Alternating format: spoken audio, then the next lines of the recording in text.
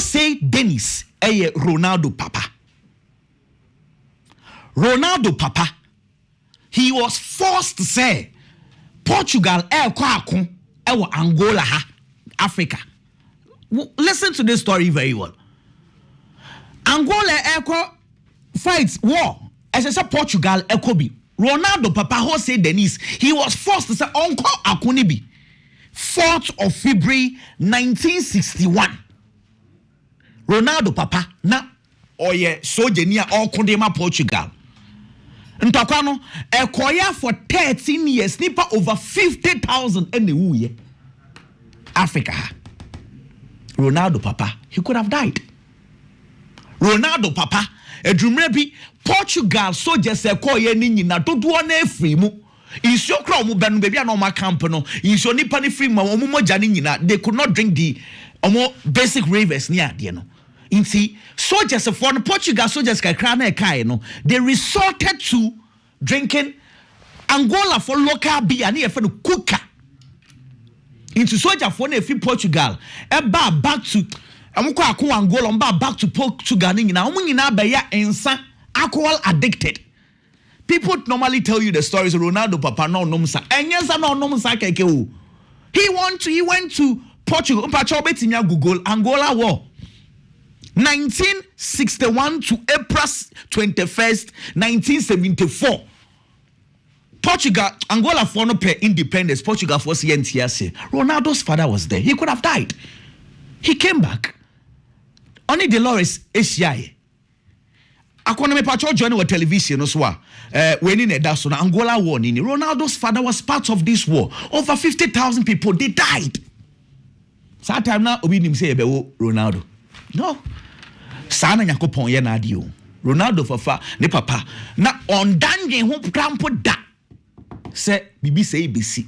Yakopon adom ono num kuka ne saa no mo ba Portugal ba ye saa time veteran omo amukọ akoni nyina no ye mfi omo nti wo ba kakra bia na waye ena na okohia Dolores mama Ronaldo mama na eja oye cleaning no ono so ba ye ja club we fan Andorinha ena obaye omo team ono de kids of form ntade no we kosi no de abro mo ne ade edwuma obaye enkoyi mfama no nyame adom ena omudi nani nemu awu Ronaldo 1985 ene exactly 40 years Ronaldo Barriasi. Now, see, Yankopon ya na dia to the bia once yase. Na men ka say min ken about Ronaldo. You see, Ronaldo did 12. Unse Andorinha ho no obebo national. There's a huge picture be a tar trendy pa Ronaldo ya kwada no she black and white. And that television we national. Buy. The neighbor Sporting Lisbon no. Now, there's another story I'm about Ronaldo. Let me explain it very well. About Sporting Lisbon, Ronaldo baby ofri no sebi eye kura bia so mo kasa nyede omo accent bia enye normal Portugal accent. And Ronaldo no oba na omo sere no sa. He did not like it. In fact, about Sporting Lisbon, let me even say he went back to Nifie because then ninja ni ma me na sanso man return back to Sporting Lisbon. Omo a ko school ye adwuma McDonald's and ajoko prapra no aba na o de kakra so abato no na afi obobo ko school eno no ko school a omo sere no one class and teacher so de na no betu mo de na ebufuo retaliate against the teacher omo pamuni free school. If you have heard the story of Ronaldo was sacked out of school, it was because he was being bullied. Na saa time no Sporting Lisbon wono baby ana oda no okwa camp ha omo huru no omo sere ne saa nti okwa na dwo no akwa afternoon or she beach because eja osuro so kwa ombebule no e ho no cultivating the habits of training. Nti nyame yeti na me start ya me catch us dia me ye bia ye obi anim nyame nsa no adwuma kwa nyame kofon efa so ye ne niema saa bule ni mu a nti nani nka wo camp ho. Because baby ofini sebi akoye ekrobi ase a okasa no bia hu say akwa we sebi ofi ekrase na de bia o hye no akɔhye beach ewia o hye beach a training and o cultivate that habit. You see how God works. Yankopon obeye ni bibia sa ene Ronaldo or a huge figure and Yankopon adom 6th of August 2003 na Sporting Lisbon for no be new stadium and no to Safa Manchester United. They were just opening their stadium because some will still Eros. And then so that day he had a wonderful game. If it's sad day no, and as they say Ronaldo omoto no what's it say Ronaldo to Viva Ronaldo, Viva Ronaldo, running down the rings, hear the children sing Viva Ronaldo, long live Ronaldo, Viva Ronaldo, 40 years of life. Fantastic.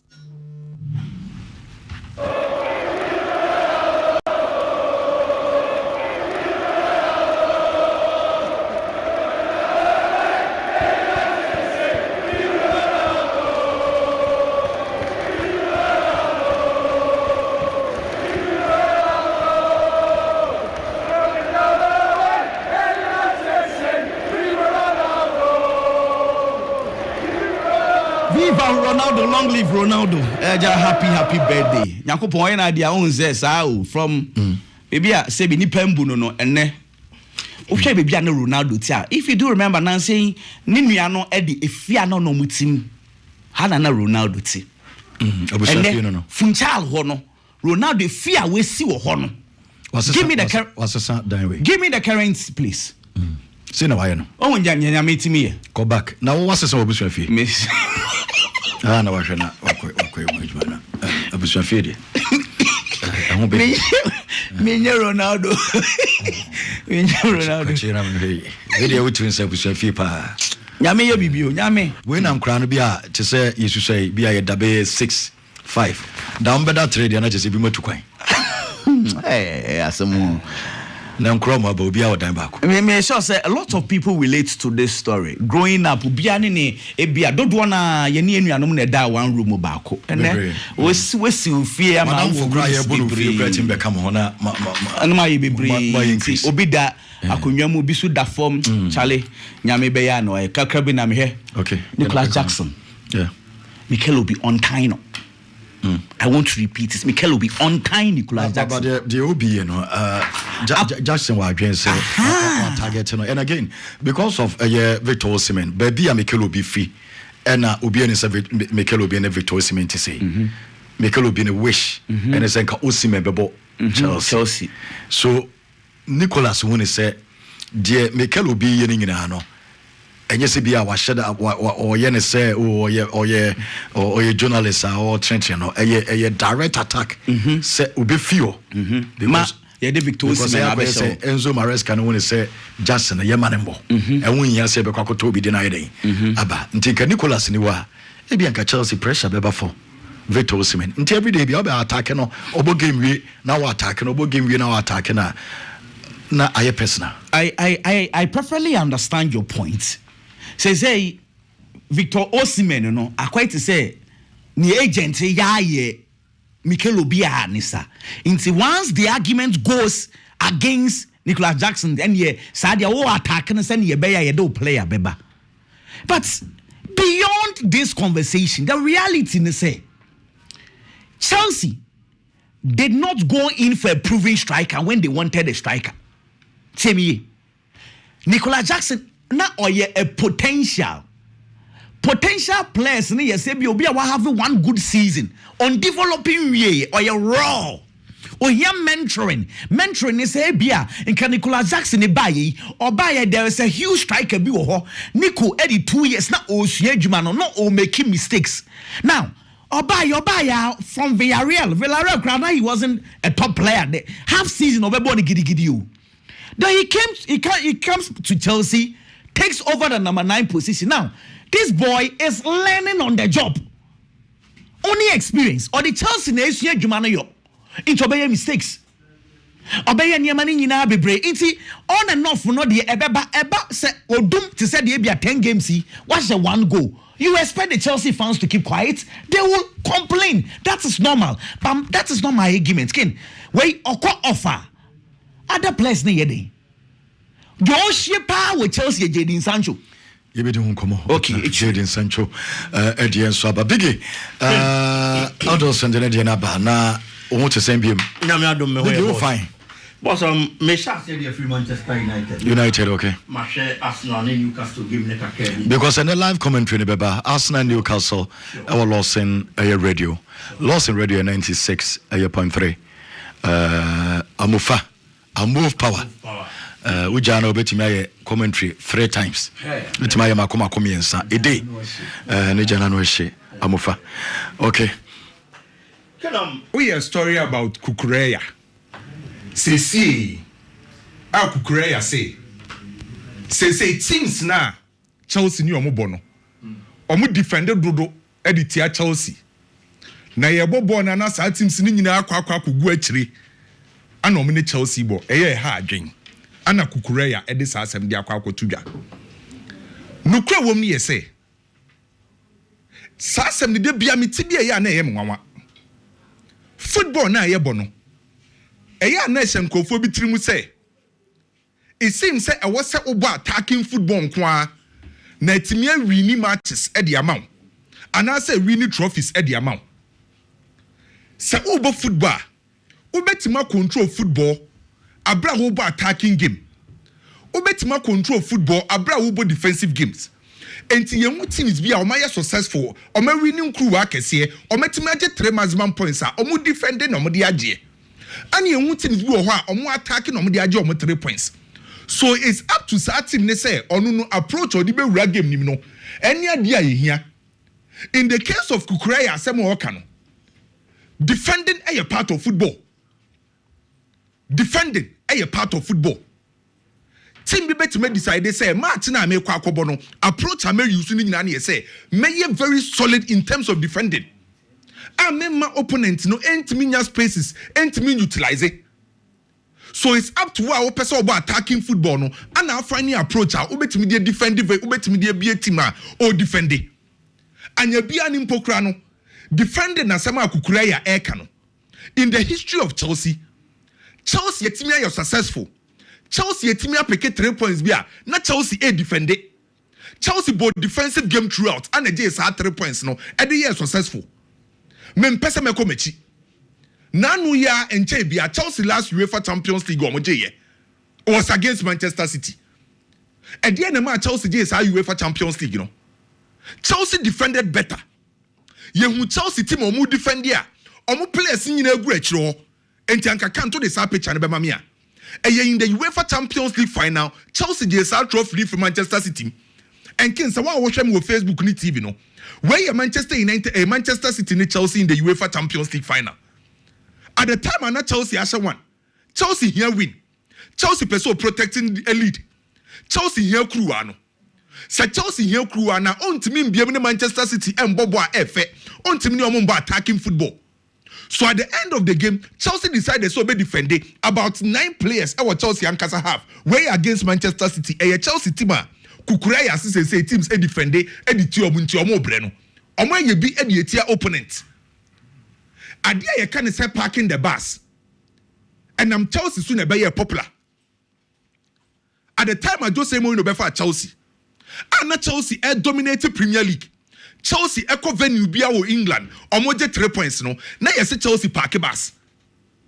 And the be popular. Chelsea defensive system the league.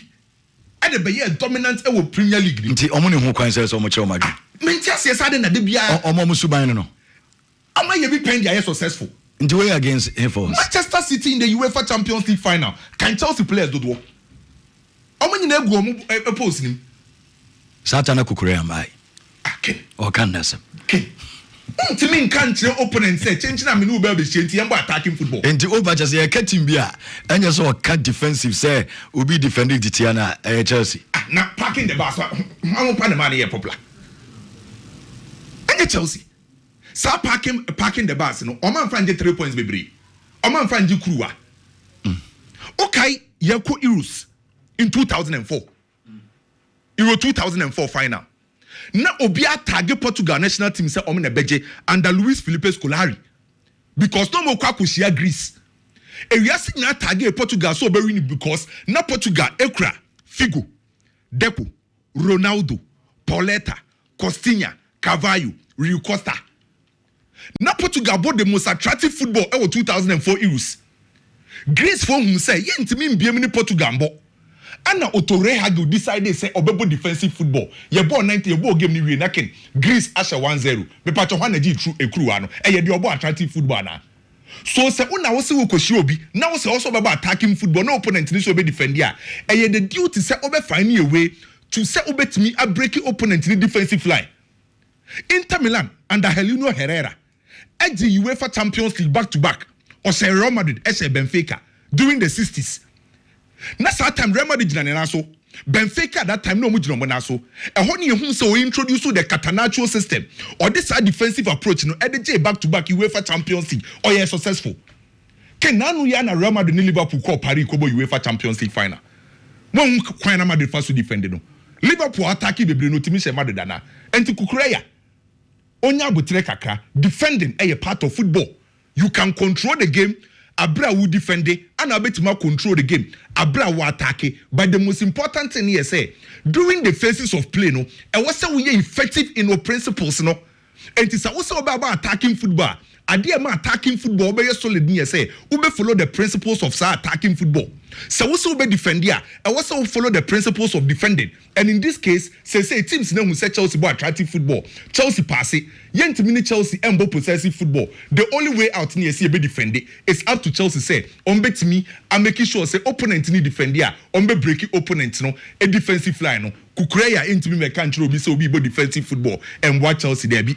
Teams in the defensive football, or team they are successful. Into Kukureya there, o Chelsea now support no, and Nasa Obono, Chelsea for defensive football is successful be brinty. And same way you unjai kakra. Kenenra, ewo enten time video no so. Eye X. Na me follow Inter Milan supporters. So mu debate bi ano mo ye. Na eye very nice debates. Managing ho pay na me follow comments ni views no. Na Inter Milan supporters ne say. If it is a team Inter Milan bobo ko ni nyina no. Jose Mourinho team in 2009-2010. Aye the best side that Inter Milan football club ehu. If it is a team Inter Milan bobo ko no.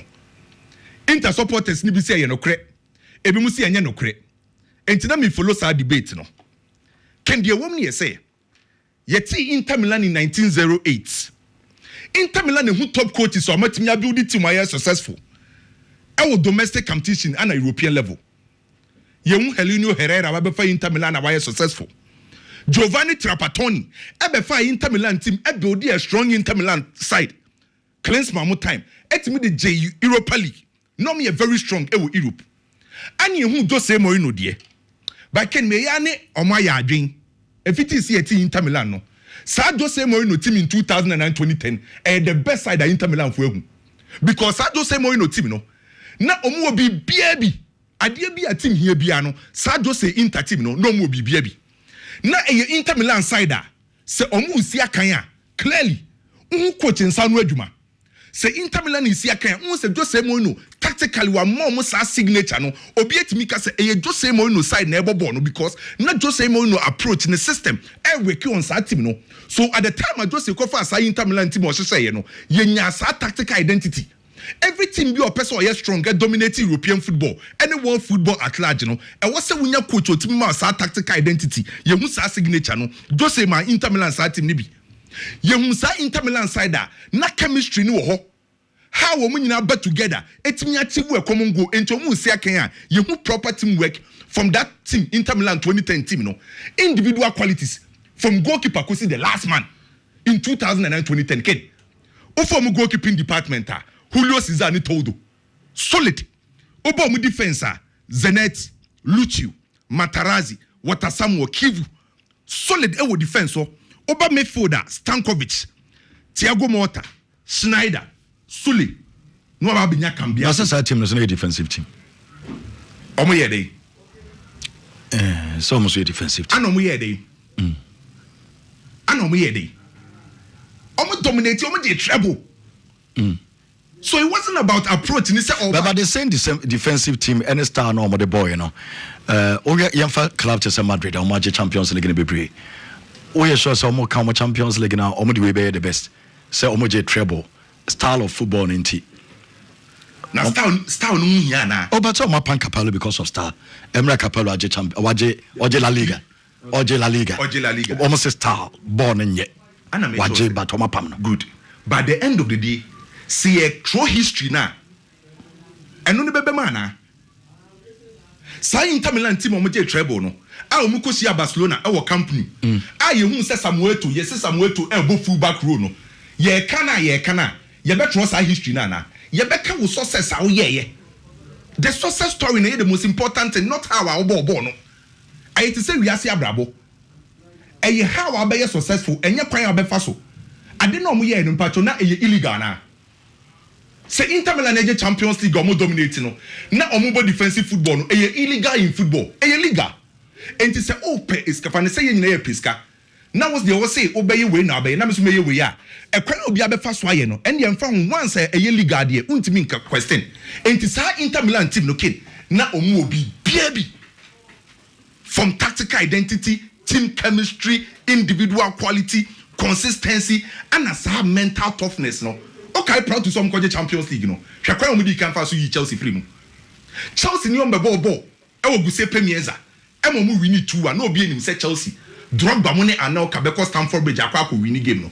Inter ko show mo 1-0. Ano mbe shi Seska Moscow. Satam na Seska Moscow of form. Honda mo. Omo yi omo free mu ansa no mbe shi Barcelona. A omo ko Bernabeu e ko she Bayern. Enti na sa team wo bibia bi. Enti to me Inter Milan team as supporters ne kan no. Okay. If it is a team Inter no. Jose Mourinho team no. The best Inter Milan side I mean. the best. Okay. Say Inter history crown Champions League and don't kwano majana. There be omaje 3. Omaje 3. Yes. Heleno Herrera the omaje back to back. Ana Jose Sodium Beje. Okay, but we no mo kai. Ana zo omo mo koto aba no omo ye nefoi. Nti omo kai ba kono na. That was a season, a treble no mje ne bin si wo Italian football. Italian football mo da. Una say Madrid granje treble da. Ana. Madrid nje bi. Madrid nje treble. But so mo yes, omo na ye the most successful club. Yeah. But Madrid nje enye bi da. Nti treble dey saying. Nti sa Inter team we dey. Yen fairness we na mentor me komodie no so okay Kwame medasipi adults and prayer na me biggie mentor me komodie no so medasikin mo ka treble me sra mo noti se city Kwame mo ka treble no na mo ye example a mo fa city nka ho there be ubo treble na waka city the modern day treble. And yet it's a treble. We are modern day treble here. And one in Manchester City. See, there's a beautiful story of how the Messiah was born. What did Micho Yasi? Elizabeth Onwo. Zachariah Omunwo. Elizabeth. It took her 88 days. And I smart angel say, call Elizabeth Okachen so Obe will be a friend John the Baptist, no? Obe yin ebi kwai. Edema the Messiah. Be careful, na. See me here, Bible mo dey me pese. See, uko to aye na pepe mame. Why? Bible ade me fene say story afofo e fene nyina no it paints a picture to us say.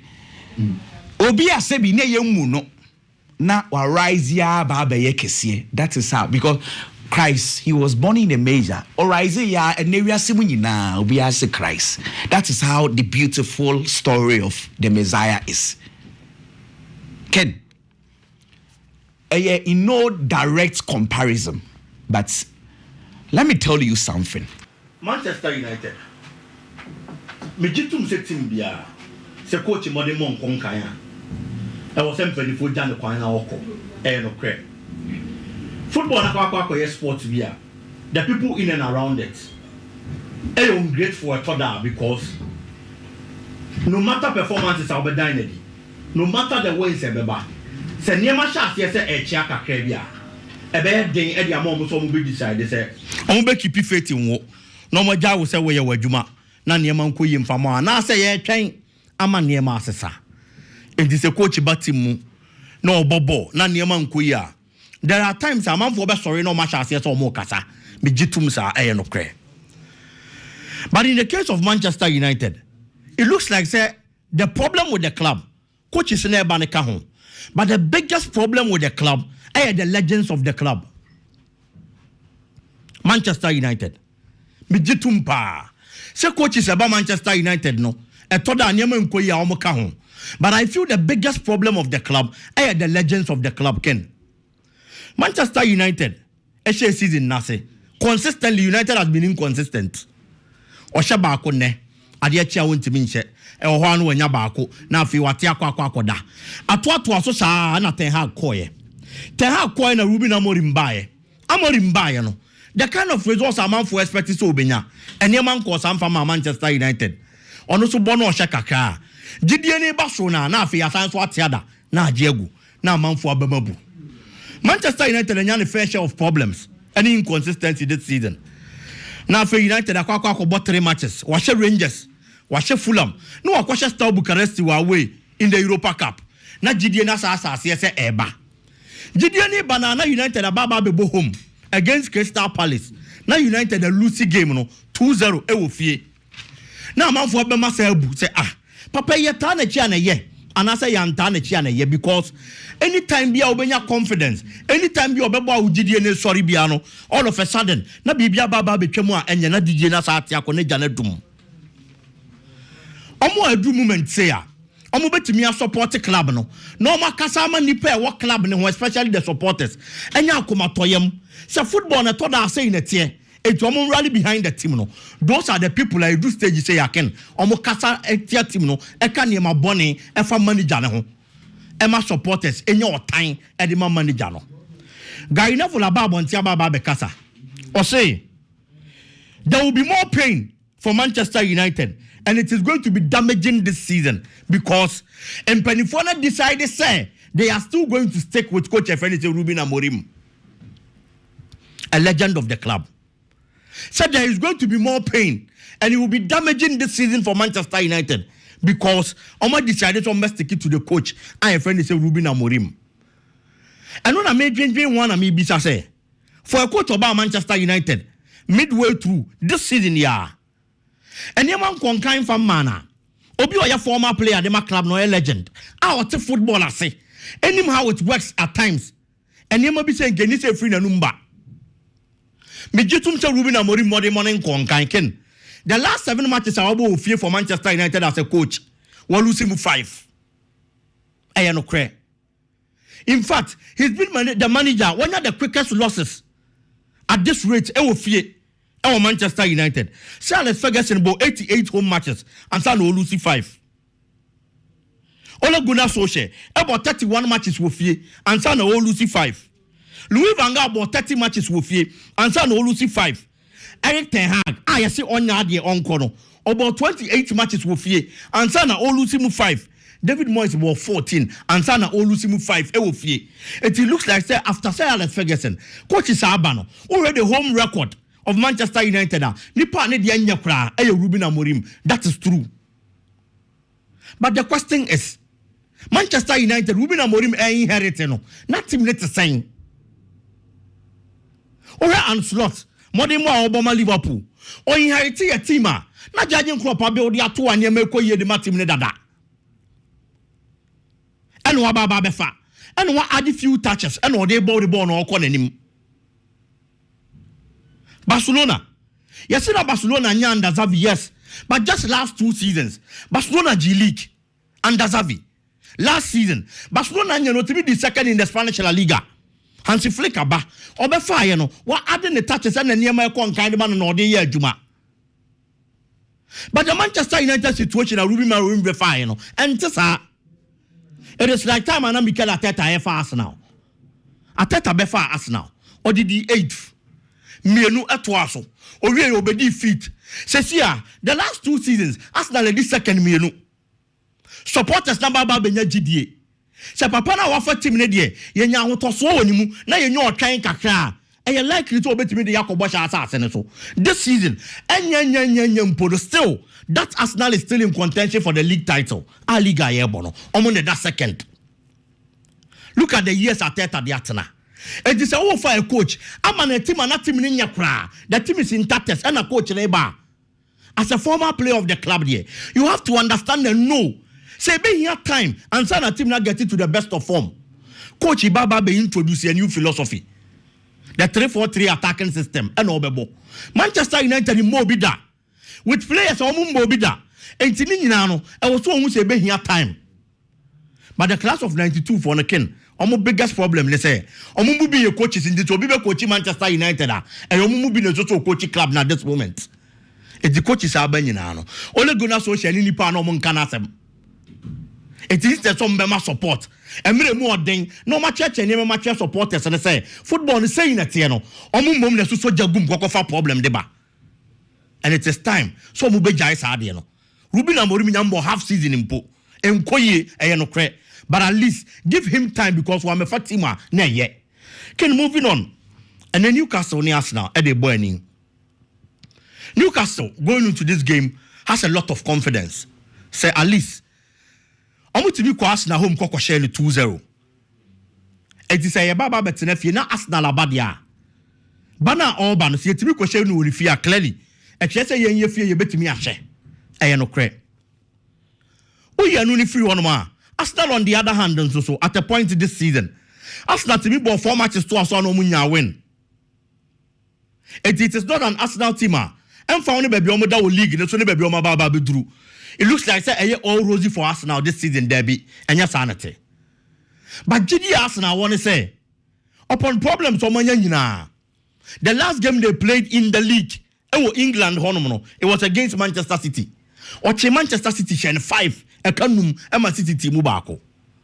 Et Arsenal for no are also very confident say and found the problems ayanya this season. Say you to Manchester City ni ehye ni numu a team bia ebe hia ni bia ebetimi ahye no. O ye anu ni free hono mo a Newcastle team na akwa hia no. The last 2 matches are obo ofie Newcastle losing ni nyina. Et game ni ye fie. I was saying get advantage man Newcastle. But against Bournemouth, Newcastle tenefie lose 4-1. Against Fulham, Newcastle tenefie lose 2-1. Et in fie hono na say any stronghold no.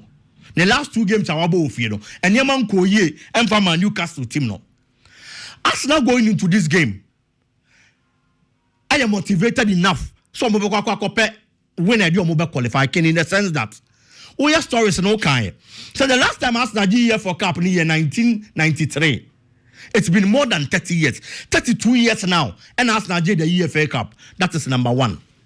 Number 2, and for Arsenal, Liverpool that chase. League log so no cre. But bona Liverpool libono. There is no sign say Liverpool baba besnake. Do a lot of matches and you need the besichana. But so should be and see na Newcastle anti Liverpool anti antoa. Ebe dey Arsenal be kwa league no. In the Champions League, who team say woman money more bar. Liverpool woman ball a obo. Barcelona ball a obo. Even Real Madrid that qualify kwa do the knockout stage. Amafo anya GD so betimi ababa be ha adwene. Inter Milan ball a obo. It realistically Arsenal winning the Champions League and so ding. Oh ya no ni free one man in the FA Cup they are already out. Manchester United you ma free. Enti trophy Arsenal betimi age ekoba say o me see out on all these trophies are. Obetimi afa no because we do the semi-final or bencha or trophy no in the EFL. And these things are the motivation for us now going into this game. They shouldn't forget Alexander Isak are available in the first leg when you go. But this time around, William Saliba more confidence on Moboreba, Matt Lewis Kelly. How they handle the league talent. League gives them confidence. Some way to me stop here Brantiano. And found in the Premier League. When you 17 goals. Now in the EFL Cup and also 2 goals at my team. I friend say Newcastle. Arsenal on the other hand also our confidence. Our Montoso number 9 and also more attacker Kai Havertz.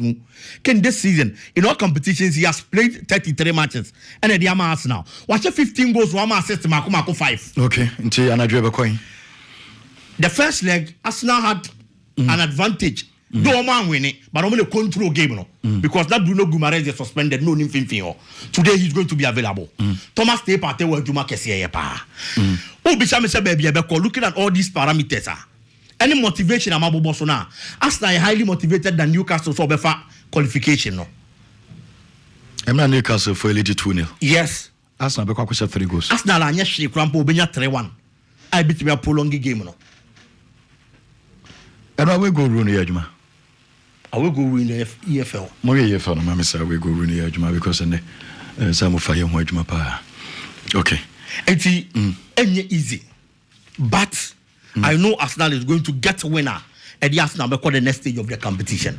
weekend. Okay, medase bigi edie enso eno no na meba mame ne nkomo kakra na mento so emfa emfio mame fanto ni se wo fake eye enterprise yade a obekọ wo fake aso eye na yaka no asema cho se ba phone accessories wo Ghana ha eye wo fake kuma se no wo fake wo etikona so na so to eye ne mapapa wo fake eye enterprise who do wo fake enterprise a eho ene beboa na phone accessories ene ye ton bibia about phones and your tom about your tom phones so your tom phones accessories and to phone be a piano ubenya ebi ewo wofake accessories no ubenya bi ewo wofake your ye power chargers no ho me pato ye woni nyina bi ho say ye ne headphones ne bibia ubenya bi ewo fake enti mesro eno ene wo screen so no obepeke ye number no na woni wofake akasa adia kumase ye wakeitia